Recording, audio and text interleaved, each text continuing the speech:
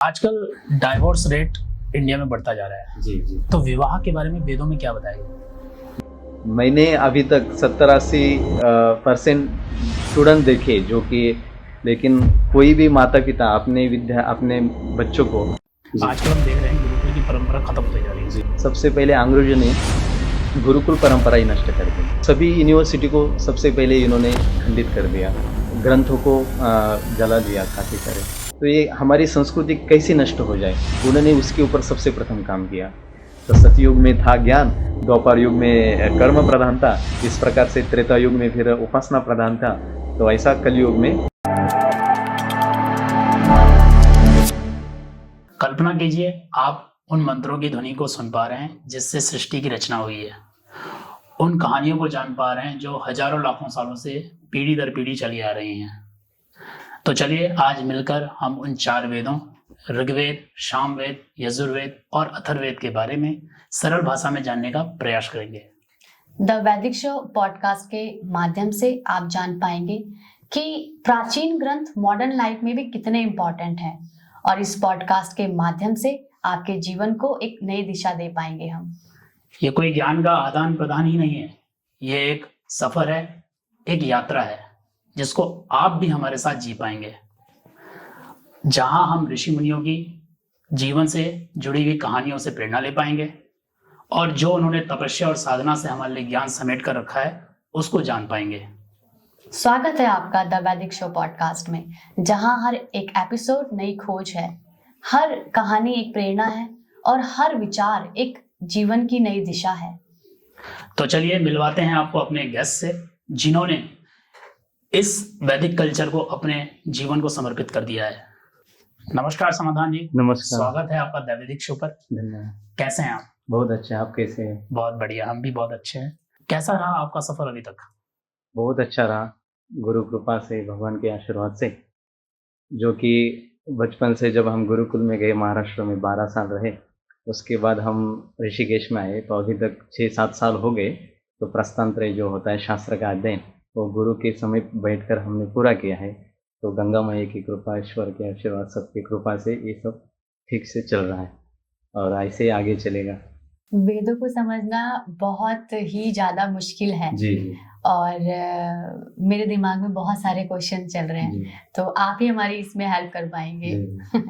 वेद किसने लिखे हैं, कहाँ से आए हैं वेद? वेद तो लिखे नहीं है, क्योंकि वेद शब्द का अर्थ है ज्ञान, ज्ञान। विद ज्ञाने धातु से वेद शब्द बनता है, जो कि इसके लिखने के लिए तो शास्त्र के सहमति से ऐसा बोल सकते हैं कि अपौरुषेय, मतलब सृष्टि की उत्पन्न होने के पहले से वेद है। इसका मतलब यह है कि वेद है अपौरुषेय, इसकी उत्पत्ति होती नहीं, वो हमेशा ये पृथ्वी तत्व में हमेशा रहते हैं। तो अपौरुषेय होने के कारण वेदों की कभी उत्पत्ति होती नहीं। उसको जो संकलन करते तो वो है हमारे ऋषि मुनि, जो साधु मुनि हैं, ऋषि मुनि, तो वो ये उसको संकलन करते हैं। तो जब वेदों का ऋषि मुनियों ने तपस्या में जो ध्यान में वेदों के मंत्र पाए, तो वही उन्होंने संकलन किया। तो सबसे पहले वेदों को जिन्होंने संकलन किया तो वो है कृष्ण द्वैपायन वेद व्यास जी, जो पराशर जी के पुत्र हैं।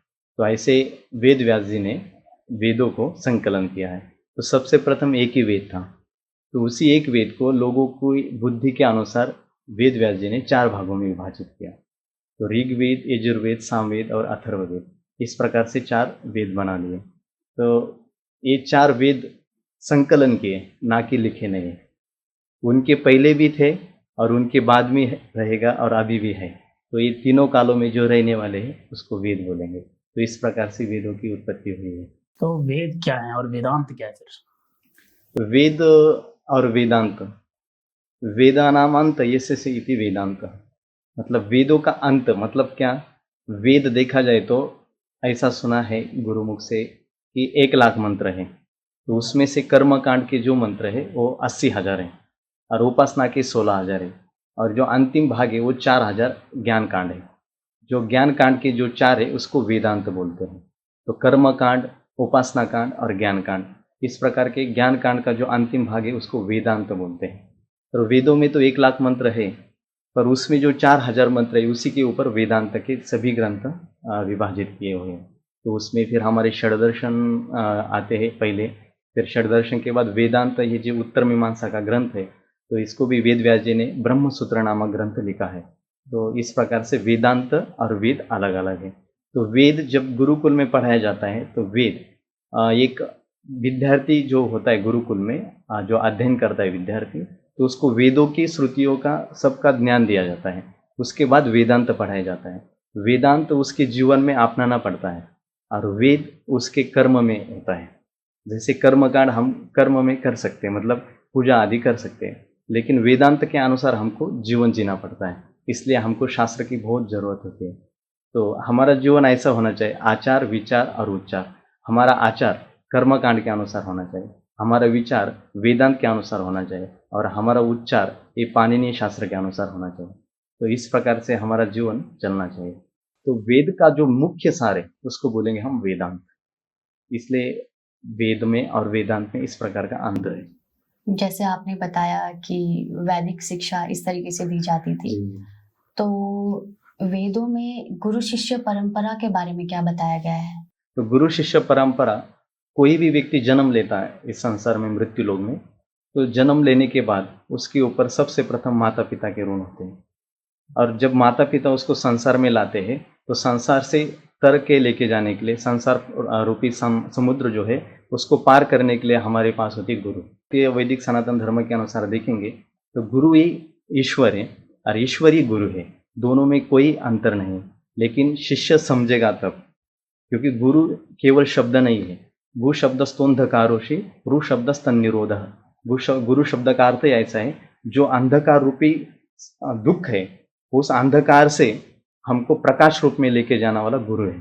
हमारा जन्म क्यों हुआ है, हमको जीना कैसा चाहिए, हमको मरना कैसा चाहिए, ये शरीर मरता है क्या, अनेक प्रश्न दिमाग में होते हैं हमारे, और वो होना भी चाहिए। यदि हमको मनुष्य धर्म का आचरण और मनुष्यत्व जो होता है, मानवता जीव होते हैं, वो हमको पता होने के लिए ये प्रश्न मन में निर्माण होने चाहिए। हमारा जन्म क्यों हुआ है, हम मरने के बाद कहाँ जाएंगे, तो ये सभी प्रश्न, मन में उत्पन्न होने वाले प्रश्न का निवारण केवल गुरु के पास होता है।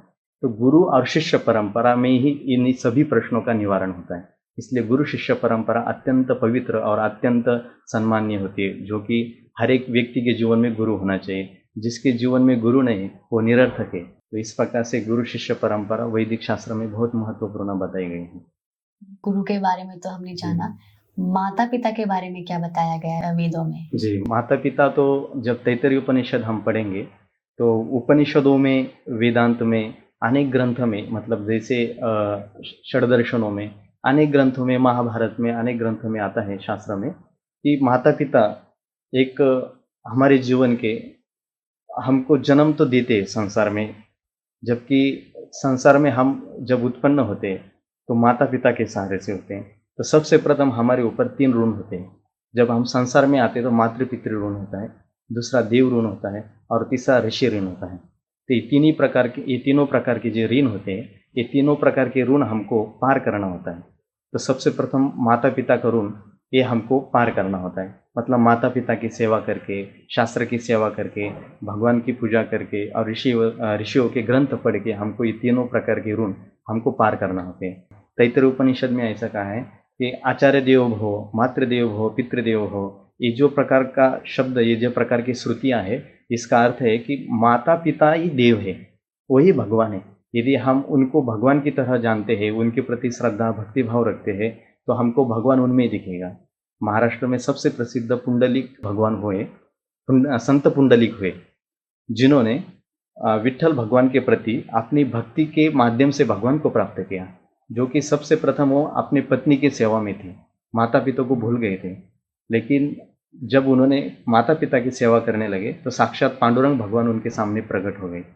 भगवान पांडुरंग परमात्मा प्रकट होने के बाद पुंडलिक को पूछते हैं कि आपको क्या चाहिए, आप इतनी सेवा करें, आपकी सेवा देख के मैं प्रसन्न हुआ हूँ, आप कुछ मांगना चाहते हो तो मुझे मांगिए। तब पुंडलिक ने भगवान पंडरीश पांडुरंग भगवान परमात्मा को कहा, मुझे कुछ नहीं चाहिए। एक उनके पास ईंट था, ईंट उनके पास फेंका और बोले, आप, मुझे समय नहीं आपसे बात करने के लिए, आप इसके ऊपर खड़े हो जाइए। तो अभी भी आप पंढरपुर में, महाराष्ट्र में जाओगे तो पूरे महाराष्ट्र का कुल दैवत है पंडरीश पांडुरंग परमात्मा। विट्ठल भगवान जिसको कहते हैं हम, तो अभी भी वो ईंट के ऊपर खड़े हुए हैं। मतलब भक्त देखा उन्होंने, माता पिता की सेवा में तल्लीन था, भगवान के साथ बात करने में भी समय नहीं था। तो भगवान ने इतनी भक्ति देख के साक्षात वहाँ पे अवतार लिया। तो आज अभी नहीं तो युगे 28 विटेवरी उभा, मतलब 28 युग से वहाँ पे खड़े हुए हैं पांडुरंग भगवान परमात्मा। इसलिए माता पिता की भक्ति, माता पिता के प्रति श्रद्धा ये अत्यंत महत्वपूर्ण है। और जो शास्त्र सीखते हैं, गुरुकुल में रहते हैं, सनातन धर्मों को अपनाते हैं, उनको तो अपने माता पिता के प्रति श्रद्धा, भक्ति भाव और उनकी सेवा करनी चाहिए। तभी हमारा माता पिता का जो ऋण होता है, तो यही एक मौका होता है जो कि उनकी हम सेवा कर सकते हैं। इसके प्रति, उसके अलावा तो हम दूसरा कुछ कर ही नहीं सकते उनके लिए। उन्होंने हमको सब दुनिया दिखाई है। जैसे कि आप बोल रहे थे कि जी। गुरुकुल, जी। आजकल हम देख रहे हैं गुरुकुल की परंपरा खत्म होती जा रही है जी जी जी दिन प्रतिदिन। जी। तो उस विषय में क्या बताना चाहेंगे आप कुछ? ये प्रश्न मतलब ऐसा है कि भारतीय सनातन धर्म की परंपरा जो है वो कभी नष्ट होने वाली नहीं है, लेकिन युग परिवर्तन होता है। अभी कलयुग चालू हुआ है, जैसे सतयुग, त्रेतायुग, द्वापर युग और कलयुग। तो ये योग का परिवर्तन हो रहा है। और जैसे भगवान ने कहा है, जैसे कलयुग में, कलयुग अत्यंत प्रचलित हो जाएगा यहाँ पे पृथ्वी तल पे, मृत्यु लोक में। तब सभी वेदों को पढ़ने वाला कोई नहीं रहेगा, सब अधर्म करेंगे, कोई धर्म के अनुसार जीवन नहीं जिएगा। लेकिन उसके बाद भी वो समय जाने के बाद फिर धर्म आ जाएगा, फिर से भगवान एक अवतार लेके जो अधर्म करने वाले लोग हैं उनको मिटा के फिर धर्म की स्थापना कर लेंगे, जैसे भगवत गीता में कहा है ना। उसी प्रकार से भगवान परमात्मा फिर सृष्टि के निर्माण करेंगे। ठीक है, तो युग और युग के परिवर्तन के अनुसार अभी जो समय चल रहा है, तो कलयुग का समय चल रहा है। तो कलयुग का अवसर अभी सभी के ऊपर हो रहा है। तो गुरुकुल परंपरा जो है वो अत्यंत प्राचीन है, जो वेदों में कहा हुआ है। जो व्यक्ति गुरुकुल में पढ़ा हुआ नहीं है, उस व्यक्ति को कोई शास्त्र में कीमत ही नहीं रहती थी।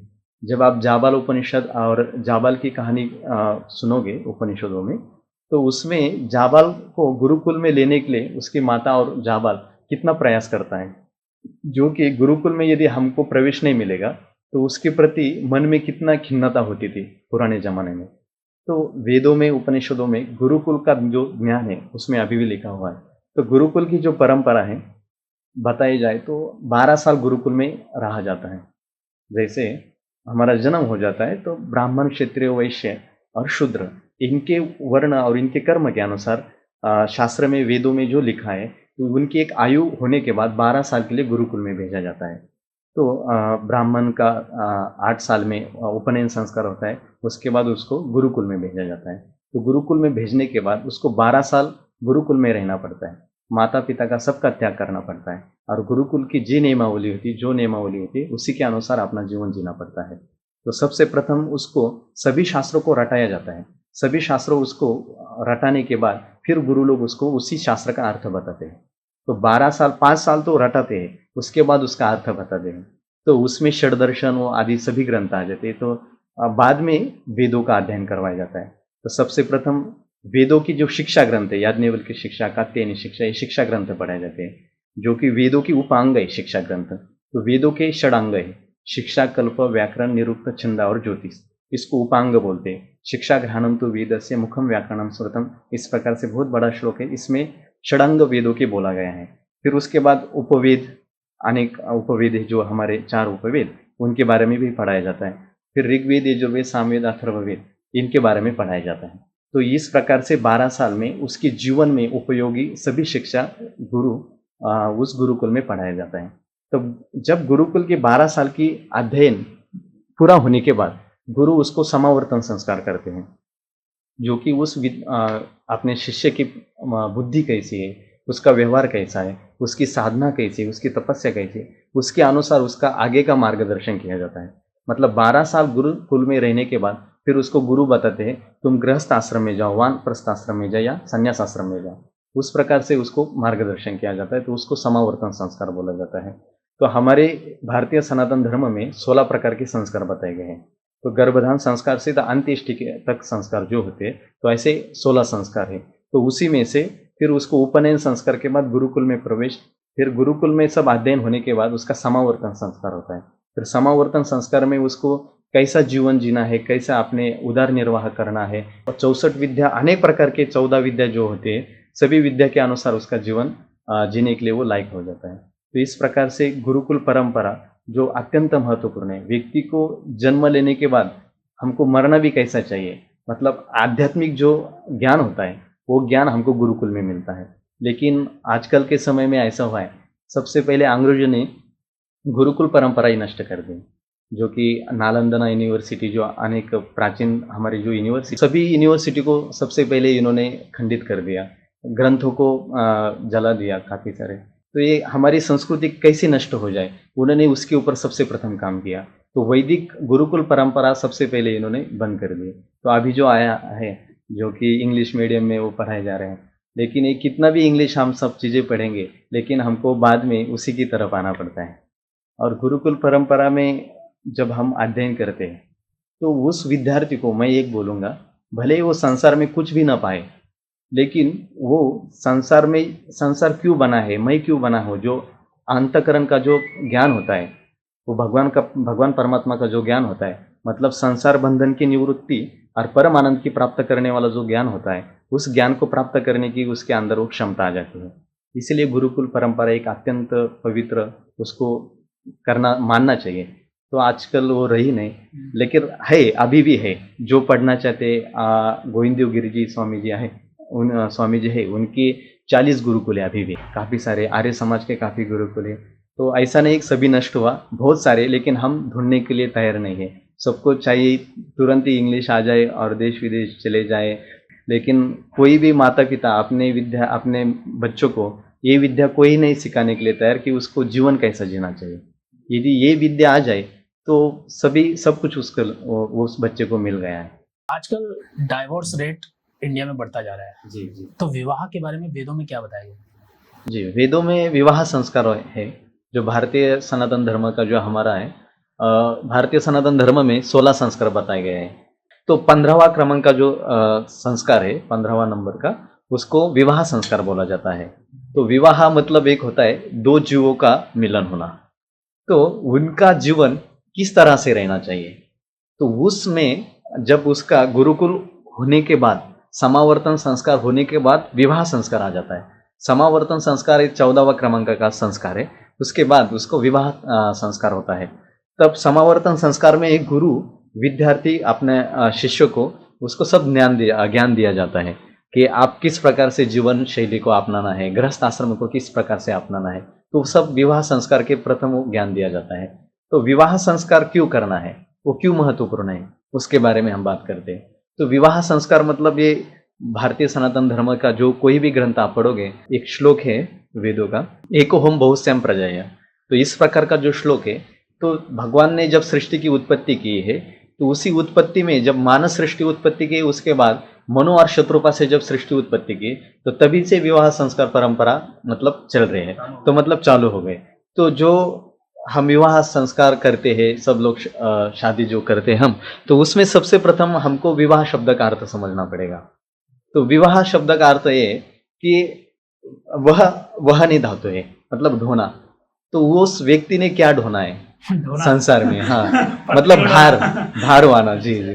तो किस प्रकार का भार उसने वहाना है, मतलब उसके प्रति जो भार रहेगा, जो वजन रहेगा, उसको किस प्रकार से ढोना है। तो उसके ऊपर धर्म, अर्थ, काम और मोक्ष, ये हमारे शास्त्र में 4 पुरुषार्थ बताए गए हैं।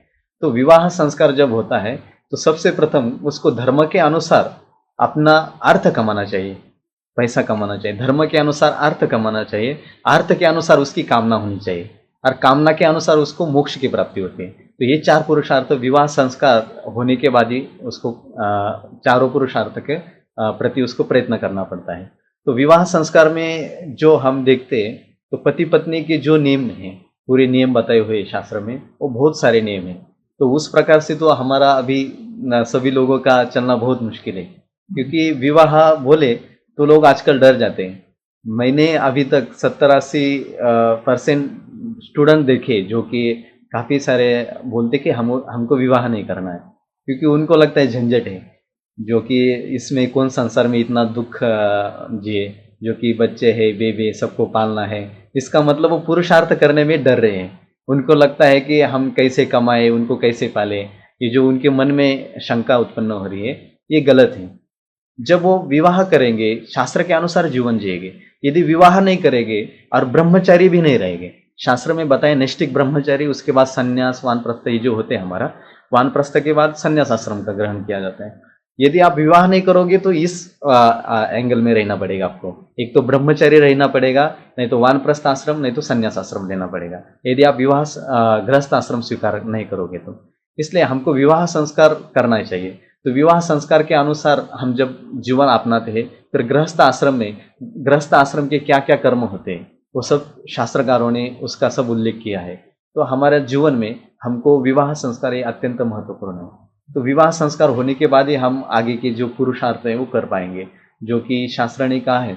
हमारा जीवन जब विवाह संस्कार होने के बाद भी यदि हम पुरुषार्थ करते हैं, क्योंकि जो संसारी लोग होते हैं, जो गृहस्थ लोग होते हैं, उनके ऊपर ही सब जिम्मेदारी होती है, जो कि सन्यासी का भी पालन उन्होंने करना है, जो ब्रह्मचारी है, वानप्रस्थी, उनका भी पालन उनके माध्यम से होना है। कोई अतिथि आ गए, साधु आ गए, कोई भी हो, तो गृहस्थ आश्रम का वो कर्तव्य है, उसका पालन करना है। तो गृहस्थ आश्रम में रह के भी साधना करना, तपस्या करना, भगवान के प्रति समर्पण रहना, भक्ति करना, अनन्य भाव से भगवान को शरणागत हो जाना, ये जो विवाह संस्कार में करने के बाद गृहस्थ आश्रम हम अपनाते हैं, गृहस्थ आश्रम में जब हम रहने के बावजूद भी ये सब कार्य करते हैं, तो ये हमारा पुरुषार्थ है।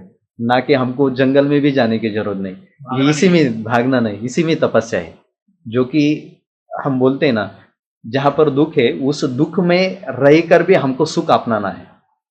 जो कि संसार में दुख तो है, लेकिन उस दुख को हमको न मान के भी भगवान के प्रति समर्पण होना, हमारे अच्छे कर्म करना, यही गृहस्थ आश्रम का पालन होता है। तो अनेक प्रकार से, अनेक ढंग से गृहस्थ आश्रम का उल्लेख किया है शास्त्र में। तो जब आपको समय मिले, जब हमको पढ़ने की इच्छा हो तो पढ़ना चाहिए। तो वेद और उपनिषद ये दोनों एक ही हैं, इसके बारे में क्या बताएंगे आप? वेद और उपनिषद एक, आप बोल सकते हैं कि वेदों के ऊपर ही जो उपनिषद है, वेदों के ऊपर जो ज्ञान कांड है, उस ज्ञान कांड के ऊपर जो बने हुए किताबें, जो ग्रंथ है, उसको उपनिषद बोलेंगे। वेद तो बहुत बड़ा है, तो वेदों में कर्म कांड है, उपासना कांड है और ज्ञान कांड है। तो उपनिषद शब्द का अर्थ है उपनि, ये दो उपसर्ग है। उसके बाद सद धातु, शदरली विशरण है। इस प्रकार से धातु है, बहुत बड़ा धातु है, उसके अनेक अर्थ है। इतना सब देखेंगे तो बहुत बड़ी वीडियो बन जाएगी हमारी। तो हम जैसे लोगों को तो ये धातु में समझ भी नहीं आएगी। जी, तो तो इसके धातु संस्कृत प्रत्यय समझ में ये बताते हैं। जी, ये बताते हैं। तो लोग जब हम कथा वगैरह भी करते, प्रवचन, जब हम ऐसे इस प्रकार से शास्त्र के बारे में बताते हैं तो लोग सो जाते हैं। जब मतलब संसार के कोई सामान्य भाषा में बोलते हैं तो लोगों की उसमें रुचि है। तो उस प्रकार से विद ज्ञानी धातु से वेद शब्द बना है और सद धातु से उपनिषद शब्द बना है। तो उपनिषद शब्द का अर्थ है गुरु के पास, गुरु के समीप जाकर विद्या का अर्जन करना। फिर किस प्रकार से विद्या का अर्जन करना?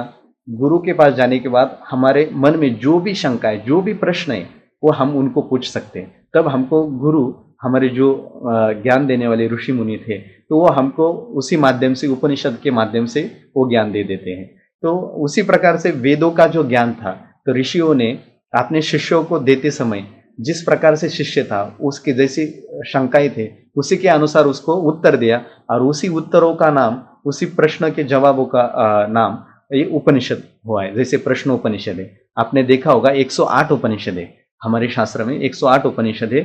काफी सारे ग्रंथ भी आते हैं, उसके अर्थ भी, अन्वय सब, भाष्य भी लिखे हैं। तो आदिगुरु शंकराचार्य ने 10 उपनिषदों के ऊपर भाष्य लिखा है, जो कि बहुत ही महत्वपूर्ण जो माने जाते हैं, 10 उपनिषद है। तो उनके नाम है ईश, केन, कठ, प्रश्न, मांडुक्य, ऐतरेय, तैतरीय और छांदोग्य और बृहदारण्यक। इस प्रकार से 10 उपनिषद बहुत महत्वपूर्ण है। तो इन 10 उपनिषदों के ऊपर तो वो हमको समझना ही चाहिए। तो उपनिषद, उसमें प्रश्न उपनिषद भी आता है, मांडुक्य उपनिषद भी बहुत सुंदर उपनिषद है। यदि आप उनकी कहानी पढ़ोगे तो हमारा जीवन कैसा रहना चाहिए। मांडुक्य उपनिषद तो बहुत ही सुंदर है। प्रश्नोपनिषदों में तो 6 प्रश्न पूछे, वो प्रश्न के अनुसार हमारे सबके मन में जो प्रश्न होते, उसी प्रश्नों का उत्तर उपनिषदों में लिखा हुआ है। तो उपनिषद और वेद में थोड़ा सा अंतर इस प्रकार का है कि वेदों में एक लयबद्ध है, जो कि उसी कर्मकांड, उसके हिसाब से ज्ञान कांड और उपासना कांड को पढ़ाया जाता है। ऋग्वेद, यजुर्वेद, सामवेद और अथर्ववेद। फिर उपनिषद में जो पढ़ाया जाता है, उपनिषद में ज्ञान कांड को महत्व दिया है, और हमारा अंतःकरण जो वेदांत है, वेदांत ही उसमें भरा हुआ है। तो हमारा शरीर कैसा बना है, जो इंजीनियरिंग है, इनर इंजीनियरिंग, उसके अंदर सब है।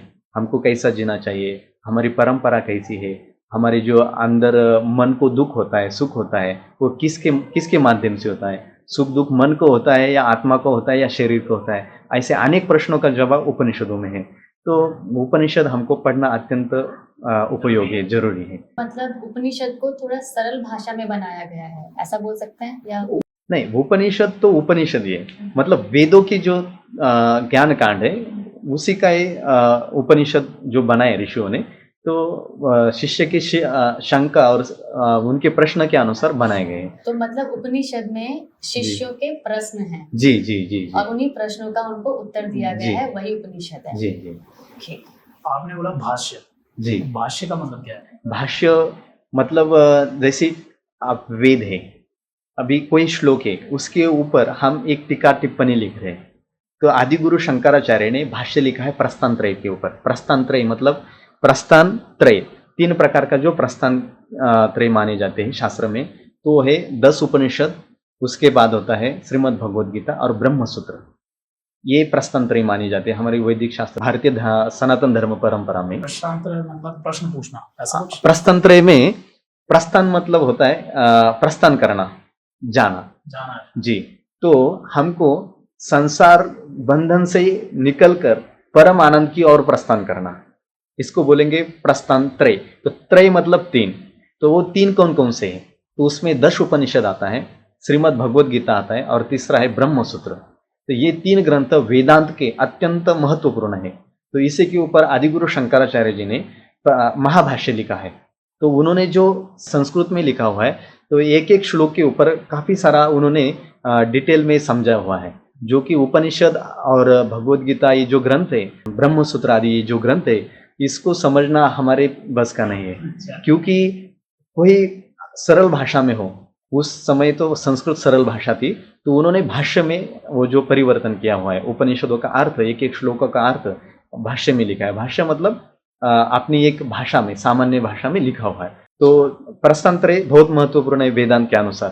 तो हमारे षड दर्शन है, सबसे प्रथम है सांख्य दर्शन है, योग दर्शन है, न्याय दर्शन है, न्याय दर्शन के बाद हमारा वैशेषिक दर्शन है, उसके बाद पूर्व मीमांसा है, उसके बाद उत्तर मीमांसा है। तो इन सब के लेखक जो ऋषि है वो भी अलग अलग है। सांख्य के कपिल ऋषि है, उसके बाद योग के पतंजलि ऋषि है, उसके बाद हमारा आता है न्याय दर्शन, न्याय दर्शन के हमारे गौतम ऋषि है, वैशेषिक दर्शन के हमारे कनाद ऋषि है, उसके बाद पूर्व मीमांसा के जैमिनी ऋषि है, और उत्तर मीमांसा जो वेदांत बोलते हैं हम, उसके है कृष्ण द्वैपायन वेद व्यास जी, जिन्होंने ब्रह्म सूत्र भी लिखा है। तो ऐसे वेदांत का जो ग्रंथ है उस उपनिषदों का भी है, और प्रस्थान जिनको बोलते हैं वो भी वेदांत ही है। तो इस प्रकार का महाभाष्य आदिगुरु शंकराचार्य ने प्रस्थान त्रय के ऊपर लिखा है। तो ये 3 प्रकार के जो है श्रुति ग्रंथ है उपनिषद, स्मृति ग्रंथ है श्रीमद् भगवद गीता, और ब्रह्म सूत्र स्मृति ग्रंथ में आता है। तो इस प्रकार के श्रुति और स्मृति ग्रंथ, श्रुति ग्रंथ होते जो सुन के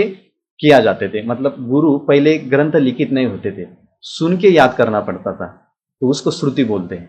तो गुरुकुल में किताबें नहीं होते थे, गुरु बताते थे, शिष्य सुनते थे और उसको कंठस्थ करके गुरु को बताते थे, तो वो श्रुति ग्रंथ है। और स्मृति ग्रंथ है जो किसी पुरुष ने निर्माण किए। श्रुति ग्रंथ अपौरुष है, किसी भी पुरुष ने निर्माण किए नहीं, जैसे वेद है किसी भी पुरुष ने लिखा नहीं। जैसे ग्रंथों में तो आता है कि बृहदारण्यक उपनिषद में भी आता है कि निश्वासितम वेद, भगवान के श्वासों से आए हुए वेद। तो श्वासों से आए हैं मतलब भगवान के पहले भी थे, जो कि वेदों की किसी ने उत्पत्ति नहीं की, जो कि वेद स्वयं हुए। वेद अपौरुष है, किसी भी पुरुष ने निर्माण नहीं किए, अपौरुष है। स्मृति ग्रंथ है पौरुष है। श्री कृष्ण भगवान परमात्मा ने अर्जुन को जब गीता बताई तब वो स्मृति ग्रंथ हुए। जब आप भी कोई किताब लिखोगे तो स्मृति ग्रंथ हो जाएंगे। श्रुति ग्रंथ और स्मृति ग्रंथ, इस प्रकार के ग्रंथों में भी भेद है। तो श्रुति ग्रंथ हो गए उपनिषद, स्मृति ग्रंथ हो गए श्रीमद् भगवद गीता और ब्रह्म सूत्र। तो इस प्रकार से प्रस्थान त्रय है, प्रस्थान त्रय के ऊपर महाभाष्य लिखा हुआ आदि गुरु शंकराचार्य ने। तो जैसे आपने बताया ये ग्रंथ हमारे पास है, तो गीता, महाभारत जी जी और रामायण, ये भी ग्रंथ है, इनके बारे में तो सब लोग जानते हैं जी जी। लेकिन वेदों के बारे में कोई नहीं जानता, ऐसा क्यों? अ, अभी अभी का जो समय है, जो कि वेदों को पढ़ने के लिए हमारी उतनी योग्यता नहीं है। योग्यता है लेकिन हम समझ नहीं पा रहे हैं, क्योंकि हम सीधा अंग्रेजी मीडियम में पढ़ रहे हैं, गुरुकुल में नहीं जा रहे हैं। इस वजह से वेदों तक पहुंचना ये बहुत मुश्किल हो गया है। वेदों को पढ़ना मतलब बहुत पवित्रता है, वैसे हमको आचार्य मिलना चाहिए, हमारा समर्पण उनके प्रति होना चाहिए।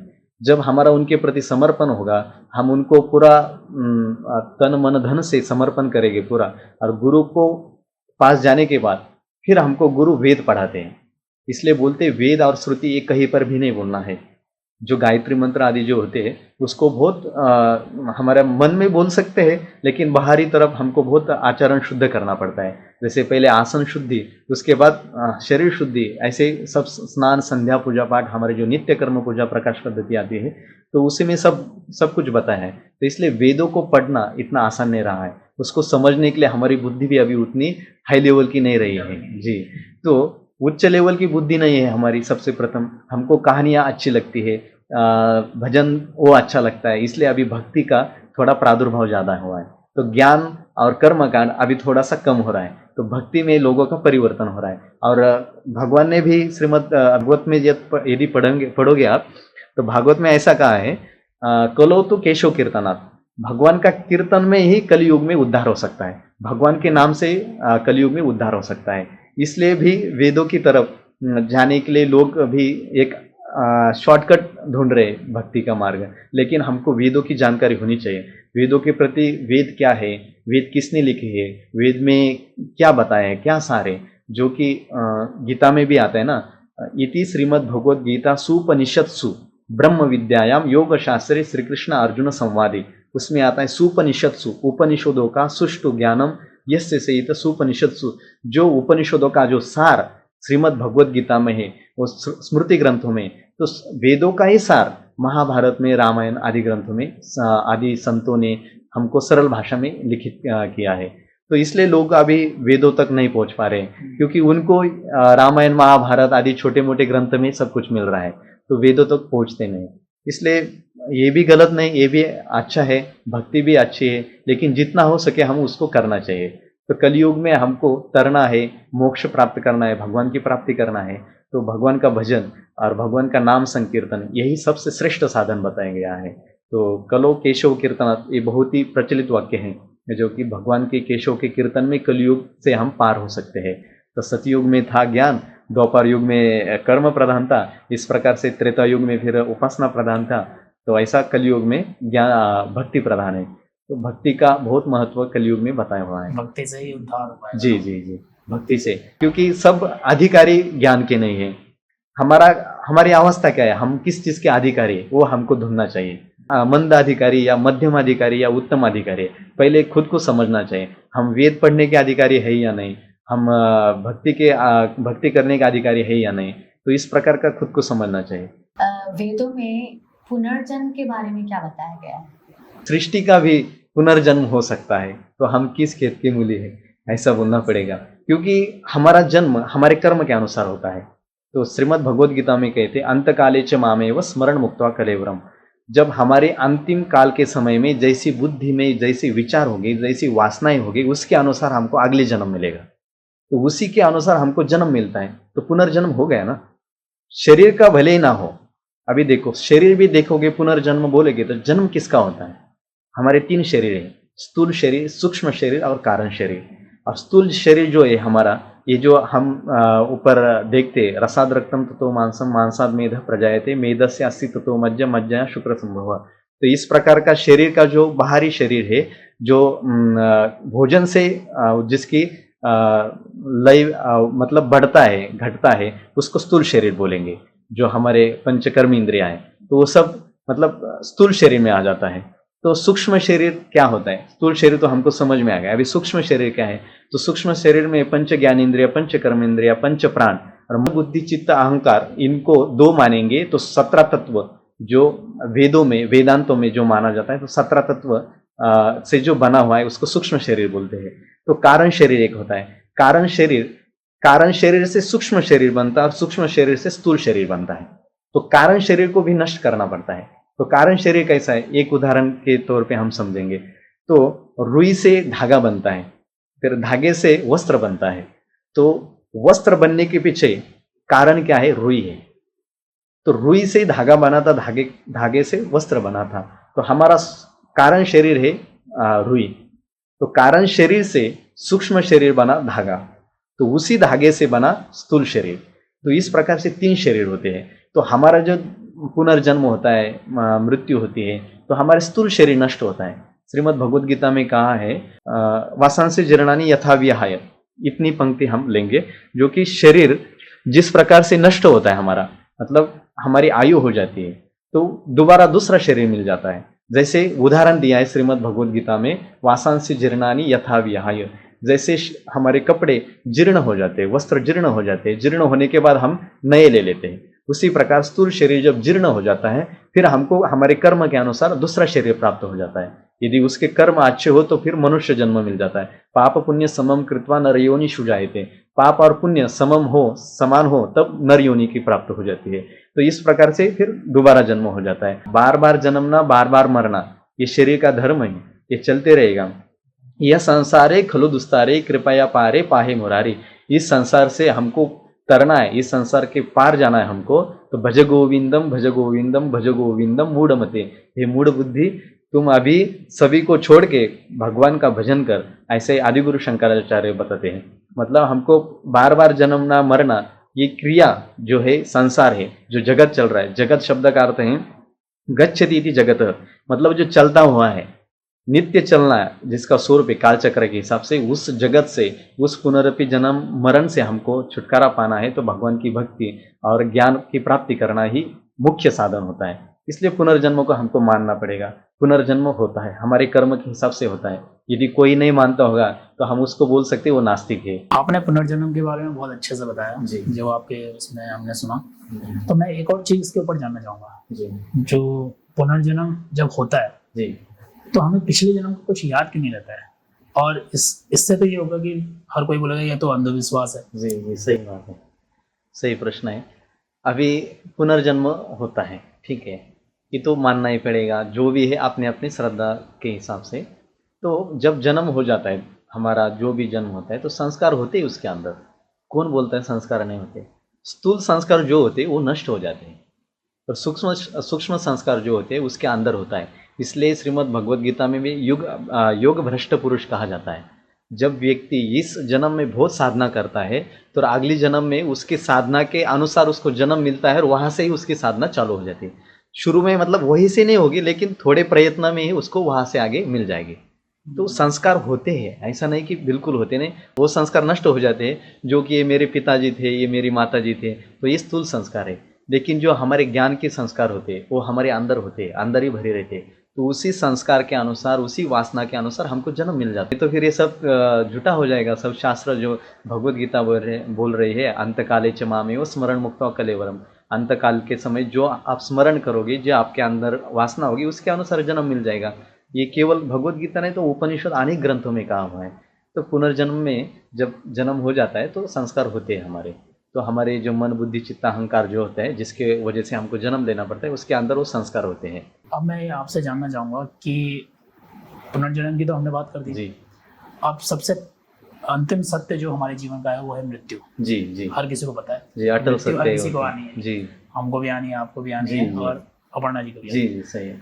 तो मैं जानना चाहूंगा मृत्यु के बारे में हमारे वेदों में क्या बताया गया है? जी, तो मृत्यु के बारे में ये अटल सत्य है, लेकिन इसको जानने के लिए कोई नहीं, सब इसको भूले हुए हैं। कुछ तो डरते भी हैं। जी जी जी, डरते भी हैं, बहुत कुछ है, लेकिन इसको तो सबको अपनाना ही पड़ेगा, सबको जाना ही पड़ेगा, क्योंकि हमने जन्म लिया है संसार में।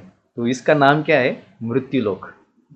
इसलिए इसको बोला जाता है मृत्युलोक। जो भी आया है उसको जाना ही पड़ेगा, कोई भी हो, क्यों भगवान भी क्यों ना हो।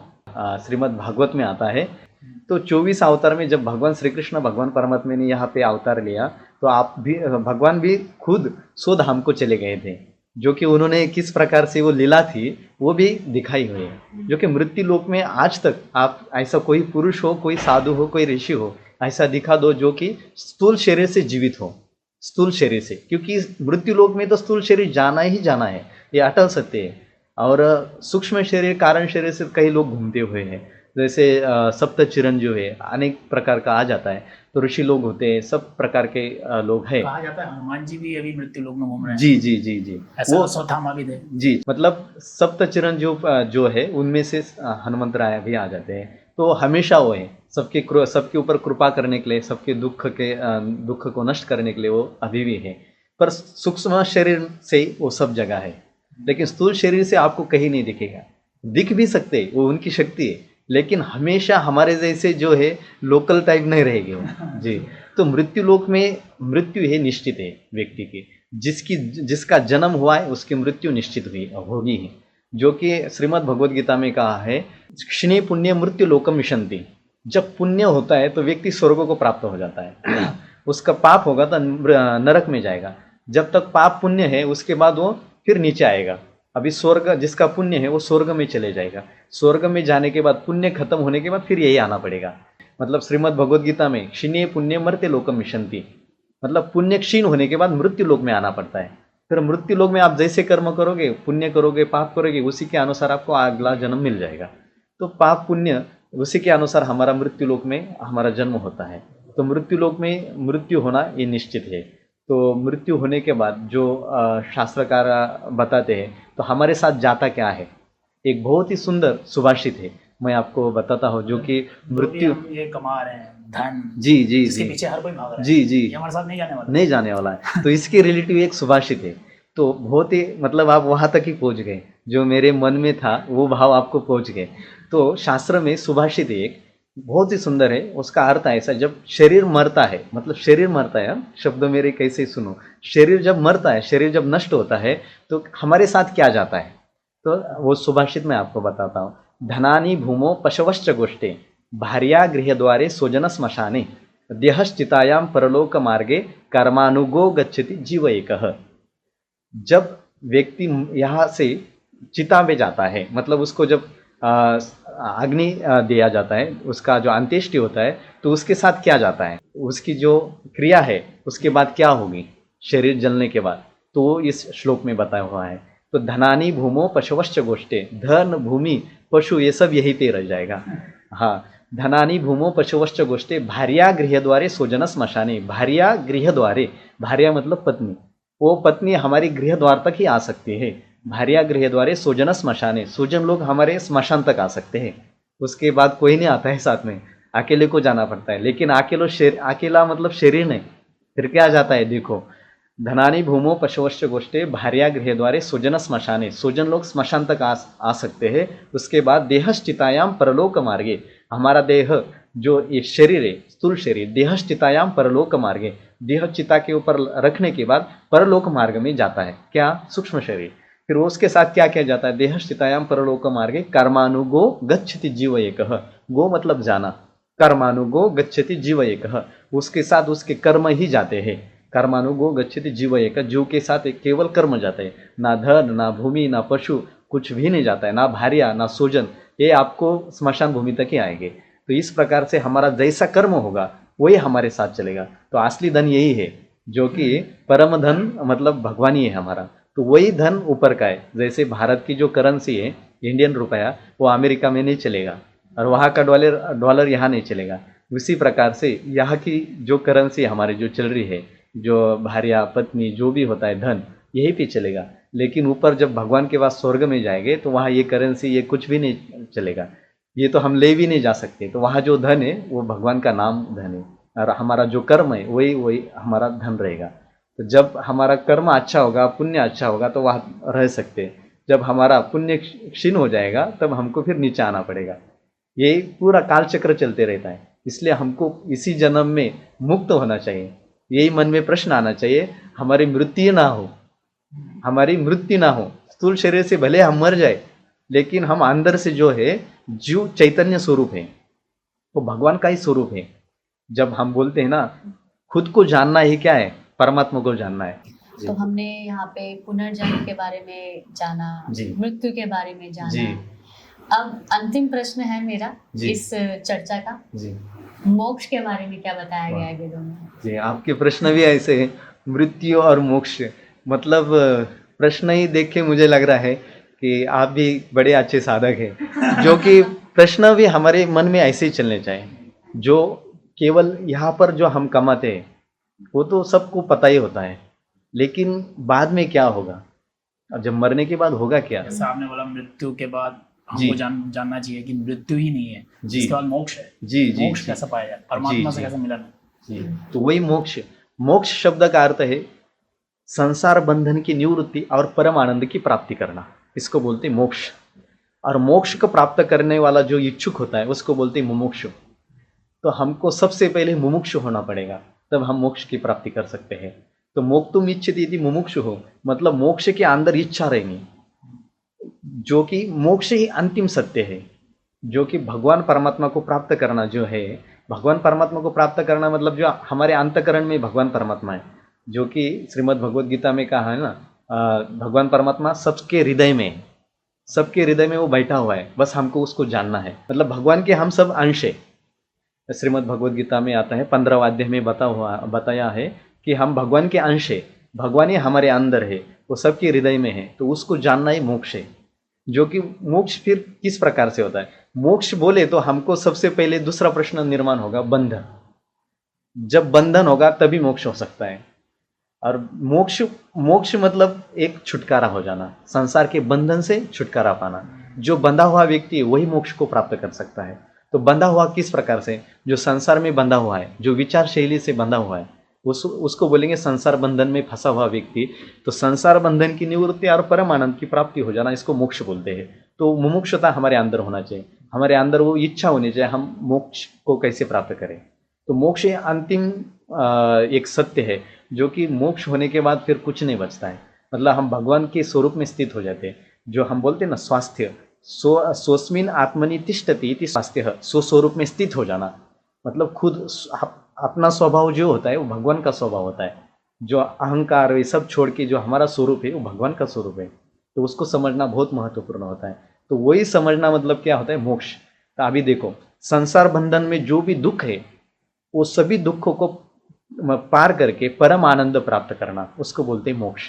अभी मोक्ष मतलब जो भी ग्रंथ पढ़ोगे, हमारा 4 पुरुषार्थ भी है, धर्म अर्थ काम और मोक्ष। तो मोक्ष सबसे अंतिम में बताया हुआ है, क्योंकि वो सबसे कठिन है, इतना आसानी से किसी को प्राप्त नहीं होता है। तो उसको गुरु के पास ही जाना पड़ता है, ज्ञान के माध्यम से ही होता है। ज्ञानादेव तो कैवल्यम उपनिषद में भी बोला है। तो हम जो कैवल्य बोलते हैं, समाधि बोलते हैं, निर्वाण बोलते हैं, ये सब मोक्ष के पर्यायवाची शब्द है। जो समाधि निर्वाण है, कैवल्य को प्राप्त हो जाना, भगवान को प्राप्त हो जाना, ये सब मोक्ष है। मोक्ष मतलब बार बार जन्म होना, मरण होना, ये सब नष्ट होता है, तो उसी को मोक्ष बोलते हैं। तो इस प्रकार से, और उसको कैसे प्राप्त करना है उसके बारे में भी जैसे शास्त्र में कहा है, गुरुमुख से ज्ञान अर्जन करना, गुरुमुख से कुछ उपदेश लेना और उसी के अनुसार हमारा जीवन चलना चाहिए, और भगवान की प्राप्ति तभी हो जाती है। तो इस प्रकार का मोक्ष ये शास्त्र में कहा हुआ है। धन्यवाद समाधान जी, आपने हमारे प्राचीन धरोहरों को बहुत ही सरल भाषा में हमें समझाने का प्रयास किया, तो उसके लिए बहुत बहुत धन्यवाद आपका भी बहुत बहुत धन्यवाद। अगर अभी तक आपने हमारे चैनल द वैदिक शो को सब्सक्राइब नहीं किया है तो सब्सक्राइब कर लीजिए और प्रेस द बेल आइकन, ताकि आप हमारे किसी भी वीडियो की नोटिफिकेशन को मिस ना करें। फिर मिलेंगे आपसे एक नए पॉडकास्ट में एक नए एक्सपर्ट के साथ। तब तक के लिए नमस्कार।